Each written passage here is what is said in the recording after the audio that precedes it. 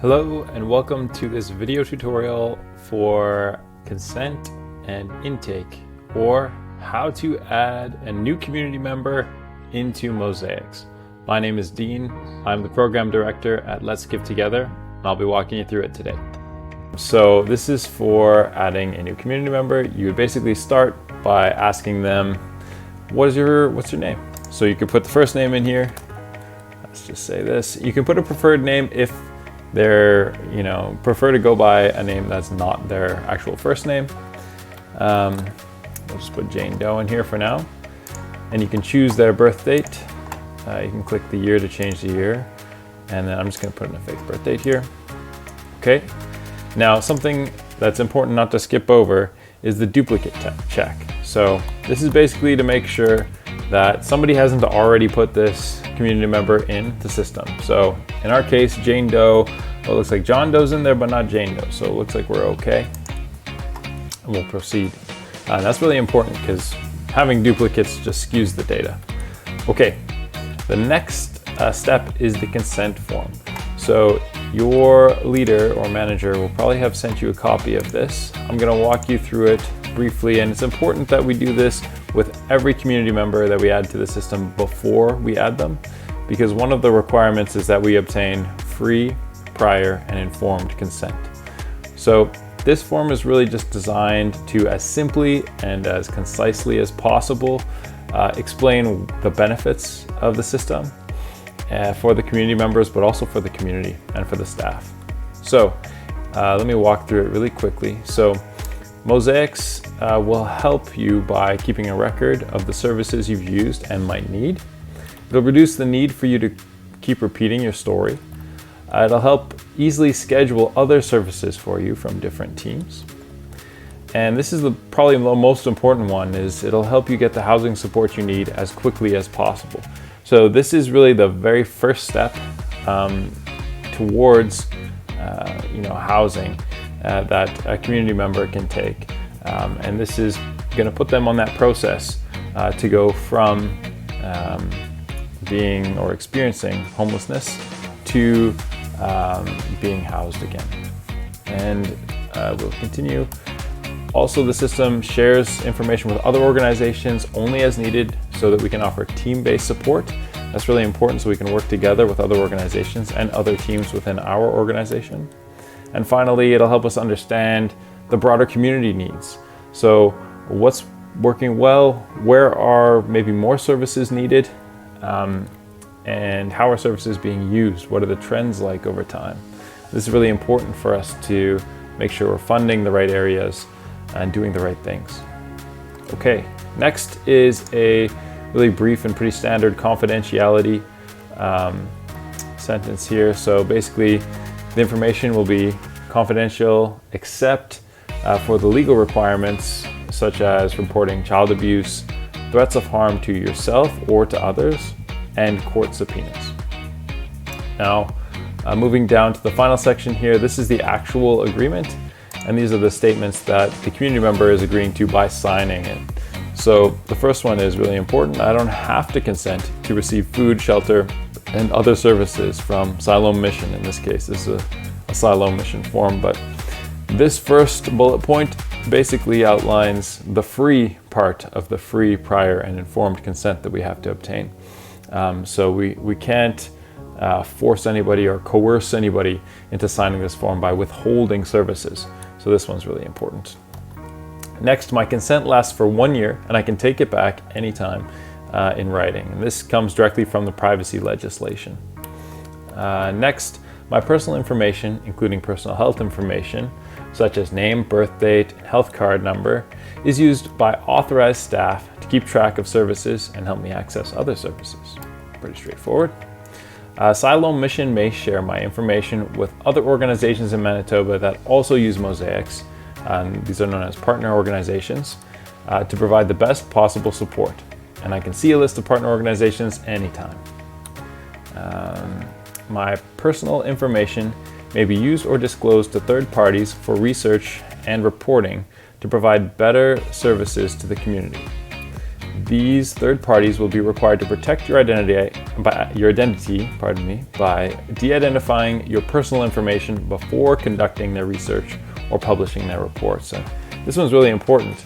So we want to protect the confidentiality and the privacy of our community members, but we still want to be able to do research and understand how are the systems working. How can we get better at serving our community? And so we do this by de-identifying that information before it's used for any kind of research project or to do reporting. Next, we see I can ask to see and correct my information. This is, again, comes from the privacy legislation. And I understand that sharing my information helps Siloam mission provide better support.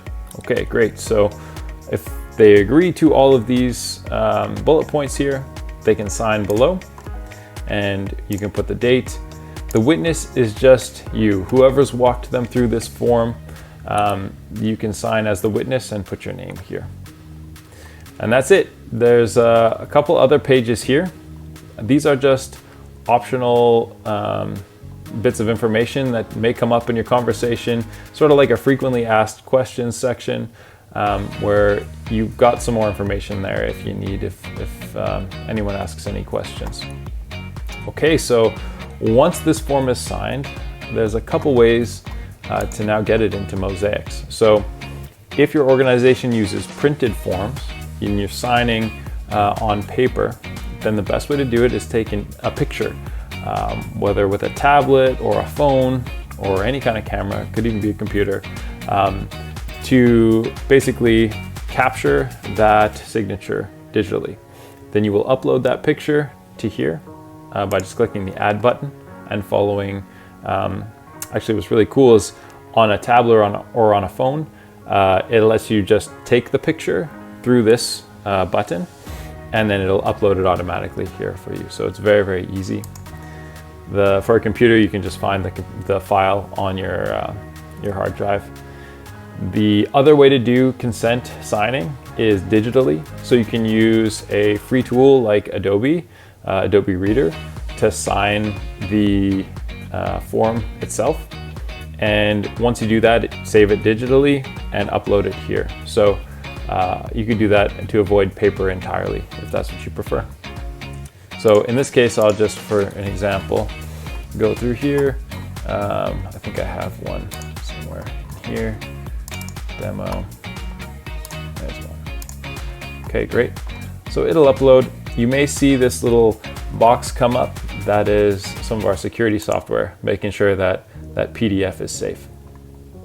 Okay, next you'll choose your organization that you're at. Now some teams may want to put HIFIS number in here to make it easy to find the same community member on the HIFIS system. That's okay if you'd like to do that. It's optional. You can specify some pronouns as well if you'd like. Gender here, you got a drop down with some options. You can select as many of them as are applicable.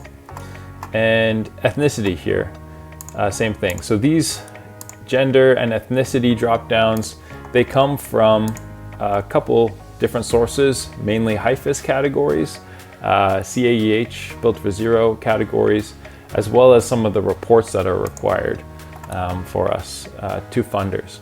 So they're not arbitrary, they do come from a place, and it's important that we keep them in that format so that we can compare data over time and cross systems.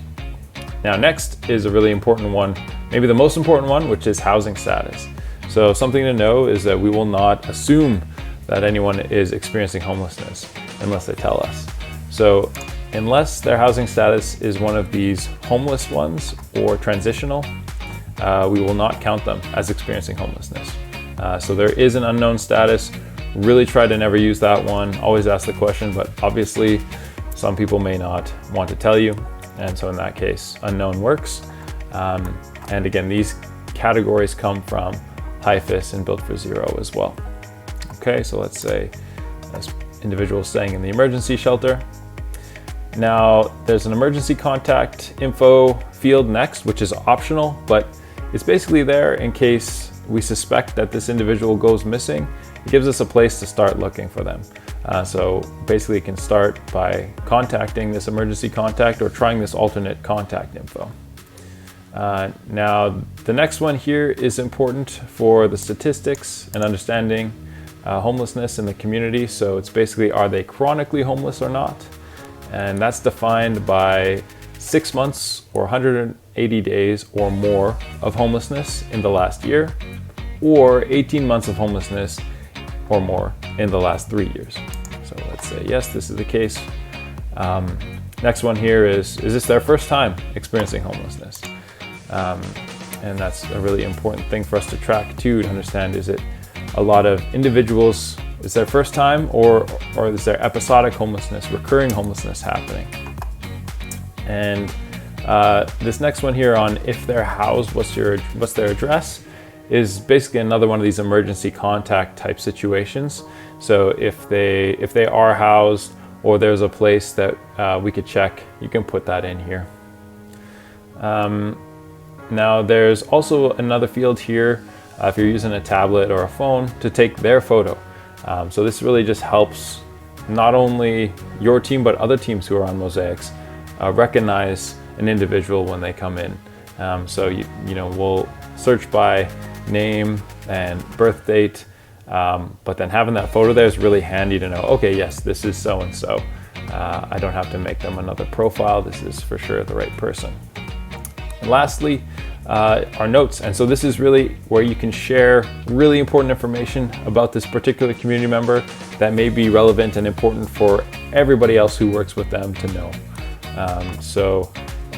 Definitely not all situations are gonna require that, but if there is something that fits in there, by all means toss it in. And then you just click submit and you're done. Pretty straightforward, it's pretty quick. Looks the same across tablets or phones or computer. Now there's one other type of intake that I want to walk through, and that's called this alias CM, stands for community member intake. And this is where you might have a community member who will agree to be in the system but does not want their personal information in there. And so in these cases, what we've done is just created a simple form where now we don't need the consent form because it's not actually their real information, but they can choose to go by a unique sort of arbitrary alias, whatever they would prefer. So you can put in like any sort of name in here. It could be anything. Again, what's really important is that you check that there's not someone in there with that name already. And okay, look, no records found, so that's good. It's a unique name, it can be used. And really the benefit of that is then, okay, so-and-so is known as this alias, so it could be Jane Doe, in the system, and only the people who know that that's their alias in the system know who that person actually is. So it's a good way to stay anonymous if they're not trusting of everybody in the system having access to their personal information for whatever reason. Now birth date is also important here, but as it says there, you don't have to put the real birth date in there. I would recommend something in the same birth year or a close birth year. That way it doesn't impact the statistics much. Next, housing status, again, the most important one. So in this case, it's transitionally housed in a single occupancy room or hotel. And let's just check some of these off. Organization, Siloam, and there you go. So again, very simple and pretty straightforward to go through. So again, thank you for your time and attention for this. I wish you all the best with this, and I really appreciate all the work that you're doing. So keep it up and take care.